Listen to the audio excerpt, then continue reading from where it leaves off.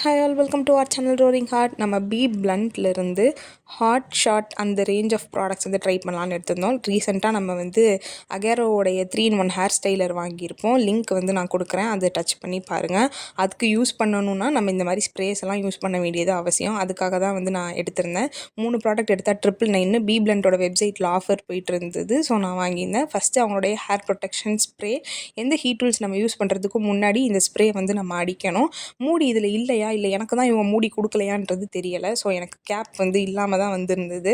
அதுக்கப்புறம் இவங்களுடைய shining spray வந்து அந்த ஃபினிஷிங் ஸ்ப்ரேன்னு சொல்லுவாங்க. கடைசியாக ஹேர் ஸ்டைல்லாம் முடிச்சுட்டு அந்த ஷைனிங் கொண்டு வர்றதுக்காக வந்து அடிக்கிறது.